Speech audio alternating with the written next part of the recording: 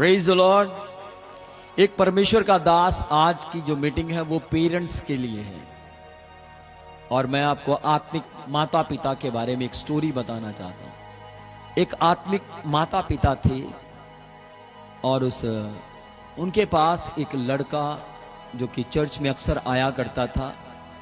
बहुत दुखी था, परेशान था, तकलीफों से भरा हुआ था। उसने काफी लोगों को अपनी प्रॉब्लम बताई तो पर किसी ने दिलचस्प से उसकी बातों को नहीं सुना, किसी ने उसकी बातों में दिलचस्पी ली नहीं। सबने उसको पापी समझकर, सबने उसको गंदा समझकर छोड़ दिया।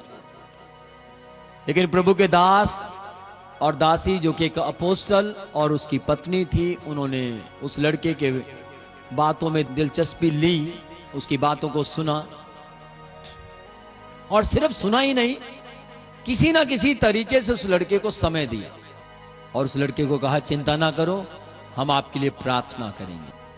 वो लड़का 1 साल 2 साल तक उस चर्च में चलता रहा। कई बार वो लड़का गिरा, लेकिन आत्मिक माता पिता ने उठाकर खड़ा किया।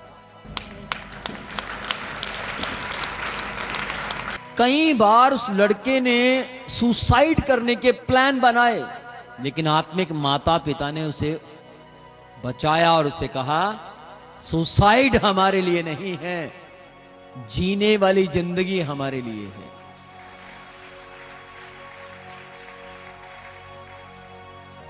और वो लड़का यूं ही आगे बढ़ता चला गया और एक दिन वो बहुत बड़ा अच्छा चर्च का लीडर बना, मजबूत लीडर।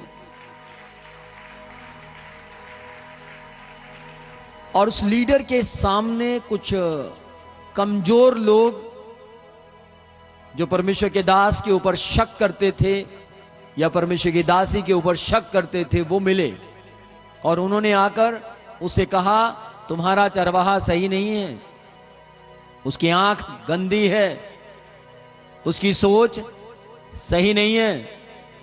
लेकिन वो परमेश्वर का बंदा जो लीडर था वो आग बबूला हो गया और उसने कहा चुप करो, तुम आत्मिक माता पिता का आदर करो या ना करो, लेकिन मैं करूंगा, क्योंकि मेरा भविष्य इनके हाथों से, इनकी मेहनत से संवारा गया है।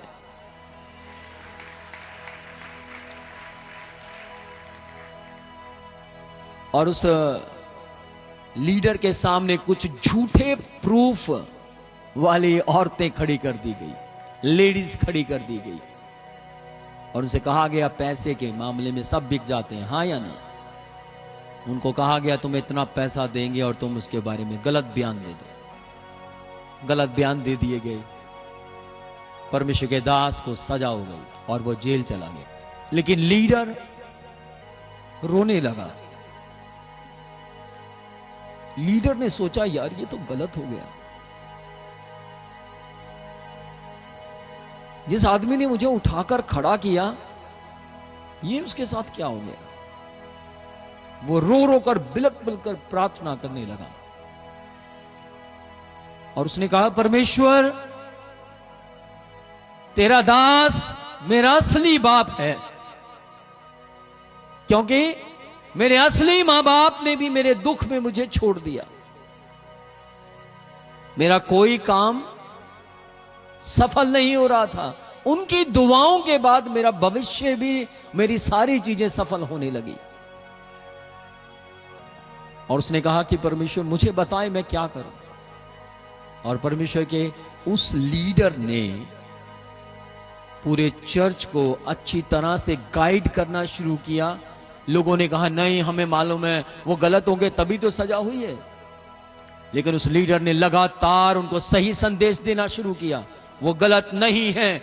मैं आपसे पूछना चाहता हूं, उस लीडर ने बोला मैं आपसे पूछना चाहता हूं यीशु मसीह को क्रूस के ऊपर पापी कह दिया गया, क्या यीशु पापी था?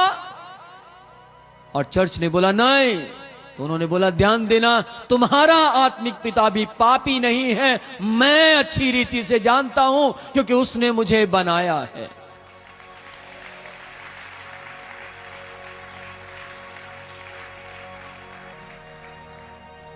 और वो लीडर लगातार इस तरीके से वर्क करता हुआ आगे बढ़ने लगा। कई साल बाद परमेश्वर का दास बाहर आया, और जब वो बाहर आया, आपको मालूम है, उसको जेल में मिलने के लिए कोई नहीं गया, लेकिन वो लीडर अक्सर जाता रहा। कई लोगों ने उस पर डाउट किया और उससे पूछा गया वो कौन है, तो उसने कहा वो मेरा पिता है। उसने मुझसे सच्चा प्यार किया है और उसने मुझे चर्च से सच्चा प्यार करना सिखाया है।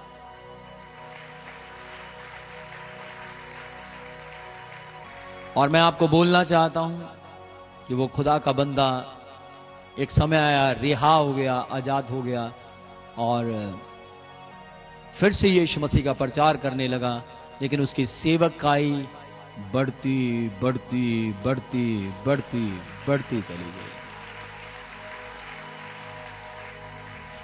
कारण क्या है? सवाल ये नहीं है कि आत्मिक माता पिता के पास अच्छे बच्चे कितने हैं। अगर एक बच्चा भी अच्छा निकल गया तो वो सेवकाई को बर्बाद नहीं करेगा, सेवकाई को हमेशा बनाएगा।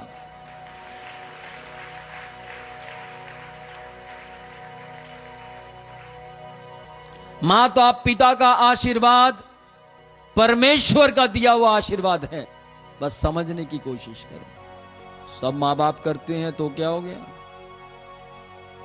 सभी करते हैं। ध्यान देना, वो कभी आशीषित नहीं होते। ब्लेस्ड कौन होते हैं? आप बाइबल पढ़ें, यीशु मसीह के पास 12 चेले थे, लेकिन यीशु मसीह ज्यादा जिनसे मिलता था और जो ज्यादा यीशु मसीह का आदर करते थे मात्र 3 थे, पतरस, याकूब, यूहन्ना। यदि आप परमेश्वर का आदर करते हैं तो आप अपने माता पिता का भी आदर करेंगे, और यदि आप कहते हैं पर करते नहीं हैं तो आप झूठे हैं। आपको झूठे नहीं, आपको सच्चे बनना है। Praise the Lord. बहुत से लोग अपने माता पिता को हल्के में लेते हैं, कोई बात नहीं। बहुत से लोग अपने माता पिता को तब तक तो बहुत आदर करते हैं जब तक रजिस्ट्री उनके नाम पर है। बहुत रिस्पेक्ट करेंगे, बहुत आदर करेंगे। नहीं नहीं पापा, मैं आपके पैर धो दूं क्या? पापा, मैं आपके पैरों पे मॉलिश लगा दूं क्या? पता है कुछ पैसे मिल सकते हैं, पता है कोई कुछ मदद कर सकता है मेरी। पापा, आपके जूतों को पॉलिश कर दूं क्या? लेकिन जैसे ही घर बिक गया,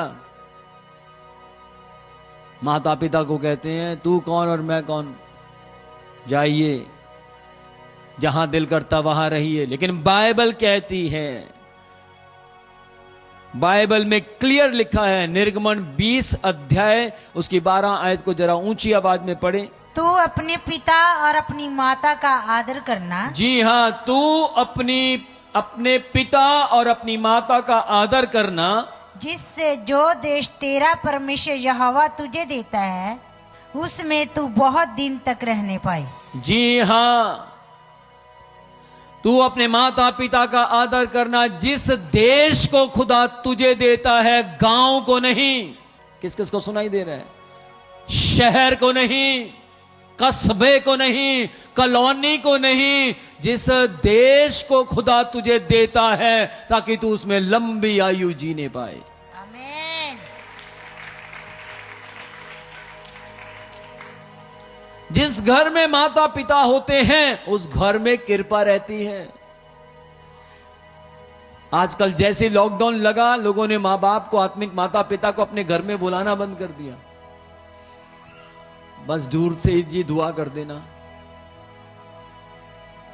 लेकिन ध्यान दीजिएगा, बाइबल कहती है जिस घर में आपके माता पिता के आशीर्वाद रहते हैं, जिस घर में आपके माता पिता की प्रार्थनाएं रहती हैं, जिस घर में आपके माता पिता रहते हैं, उन घरों में आशीर्वाद लगातार बने रहते हैं। आमीन। हर माँ बाप अपने बच्चों को सिखाते अपने माता पिता का आदर करना। उनसे पूछा जाए तूने किया कभी? हर मां कहती है बेटा तू हमें छोड़कर कभी मत जाना। उससे पूछे तू गई थी? हाँ मैं तो गई थी। तो वो नहीं जाएगा। जो बीजोगे वही काटोगे। मैं आपको बोलना चाहता हूं, मेरे पिताजी, उदाहरण है मेरे पास, एग्जाम्पल है। मेरे पिताजी कुछ समय पहले मेरे घर आए। क्यों आए, कैसे है, उसको छोड़िए। मेरे घर आए। मेरे घर आते ही मैं चंडीगढ़ में घर का मालिक हो गया। क्या वो पैसा लेकर आए?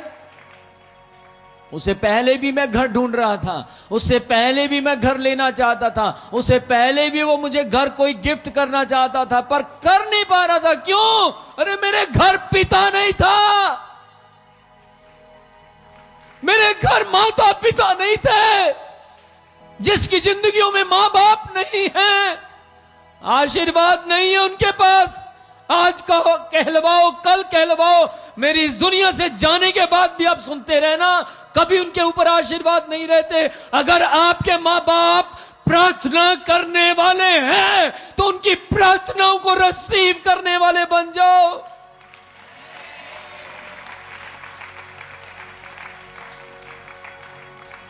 अगर मां बाप प्रार्थना करने वाले हैं तो मां बाप की प्रार्थनाओं को रिसीव करो, और अगर बच्चे प्रार्थना करने वाले हैं तो बच्चे मां बाप के लिए प्रार्थना करने वाले बन जाएं।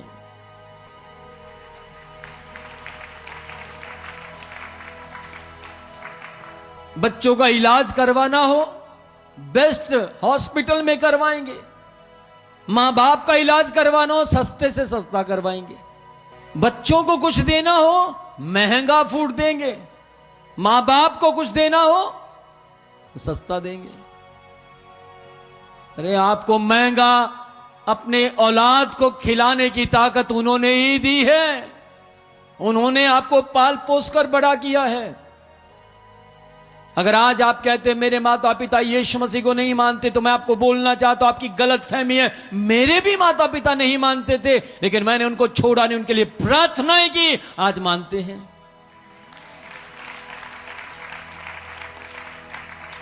यदि आज आप कहते कि मेरे बच्चे यीशु मसीह को नहीं मानते, वो गलत है। चिंता ना करें, अगर आप ये विश्वासी हैं तो आप इस बात को कहेंगे कि धर्मी जन विश्वास से जीवित रहता है।